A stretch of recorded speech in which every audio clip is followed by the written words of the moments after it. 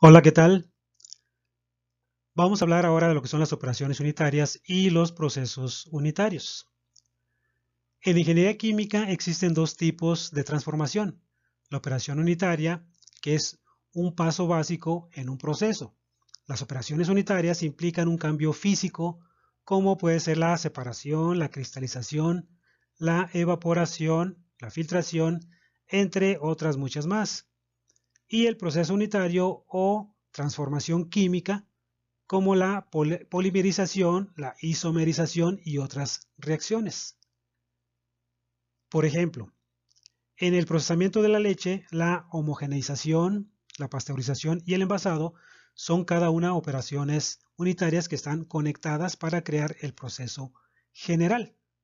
Sí, en este caso la purificación de la leche. Un proceso puede requerir muchas operaciones unitarias o procesos unitarios para obtener el producto deseado a partir de los materiales de partida o lo que vienen a ser las materias primas. Las operaciones de la unidad de ingeniería química consisten en 5 clases. La primera, que son los procesos de flujo de fluidos, incluido el transporte de fluidos, la filtración y la fluidización de sólidos. La segunda, procesos de transferencia de calor, ¿sí? Donde se incluyen evaporación e intercambio de calor. La tercera son procesos de transferencia de masa, incluyendo lo que es la absorción de gases, la destilación, la extracción, la absorción y el secado, que son procesos básicos en lo que es el fraccionamiento del petróleo. Procesos termodinámicos, incluyendo licuefacción de gases y refrigeración. Procesos mecánicos, incluyendo transporte de sólidos, trituración y pulverización. Y también puede ser el cribado y el tamizado. Las operaciones de la unidad de ingeniería química también se incluyen en las siguientes categorías, que involucran elementos de más de una clase. Y pues aquí hablamos de lo que es la combinación, ¿va? Que puede ser, por ejemplo, el mezclado, la separación, ¿sí? Que puede ser la destilación o la cristalización, y los procesos donde hay una reacción química.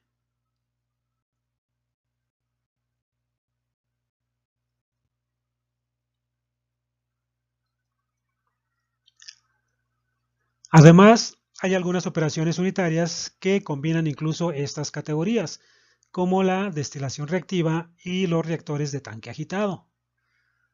Una operación unitaria pura es el proceso de transporte físico, mientras que un proceso químico físico mixto requiere modelar tanto el transporte físico como la difusión y la reacción química. Esto suele ser necesario para diseñar reacciones catalíticas y se considera una disciplina separada denominada ingeniería de la reacción química. Las operaciones unitarias y los procesos unitarios constituyen los principios fundamentales de todo tipo de industria, ¿sí? Ya sea química, ya sea físico-química o incluso mecánica, y son la base de los diseños de plantas de proceso, como son estas tres que mencionamos, las fábricas y los equipos que se utilizan. En general, las operaciones unitarias se diseñan en función de los flujos de entrada para cada componente elemental, que puede ser infinitesimal, en forma de ecuaciones, ¿va? Aquí hablamos de lo que es el cálculo diferencial y pues también el cálculo integral. Y pues resolviendo las ecuaciones para los parámetros de diseño, luego seleccionando una solución óptima entre las varias posibilidades y después diseñar el equipo físico, ¿va? En esto, pues queda encerrado lo que es todo aquello que se relaciona con la industria de proceso, que pueden ser, como decíamos, industrias o plantas de procesamiento químico, físico-químico o mecánico.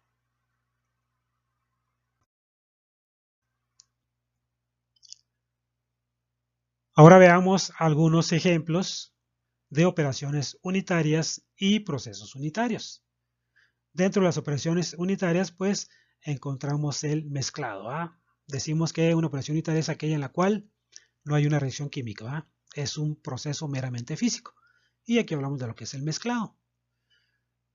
Hablamos también de la molienda, ¿sí? Si nosotros mezclamos dos o más sustancias y queremos homogeneizar ese mezclado, pues lo podemos hacer mediante el proceso de molienda, ¿sí? De esa forma queda nuestro mezclado más completo. La evaporación, que es un proceso de calentamiento, el transporte,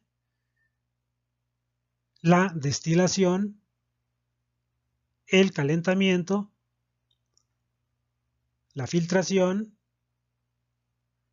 la agitación, la refrigeración,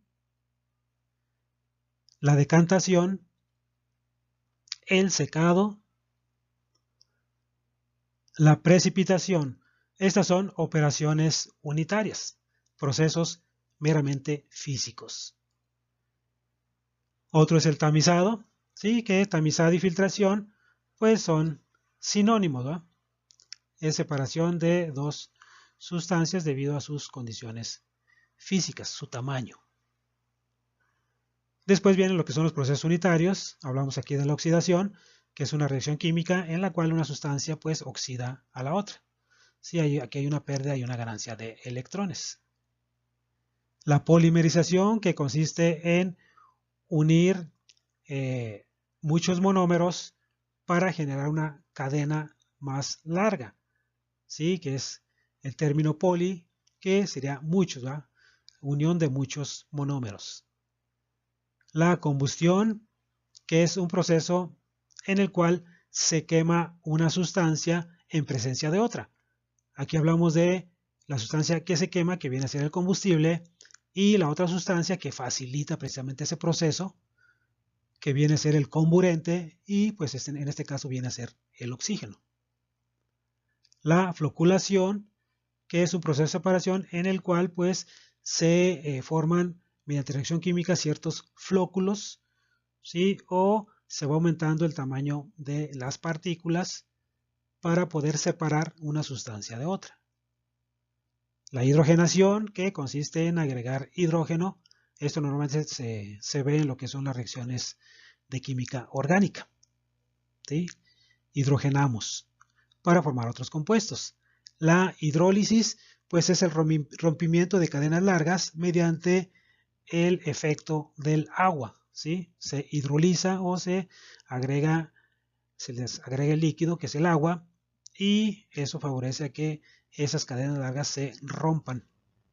La fermentación, que consiste en, por ejemplo, en la elaboración de la cerveza, pues agregar levadura a la cerveza para que se fermente, ¿va?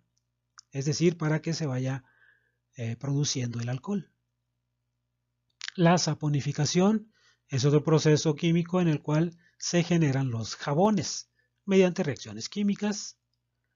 La esterificación, pues es el proceso de formar ésteres, que son compuestos de química orgánica.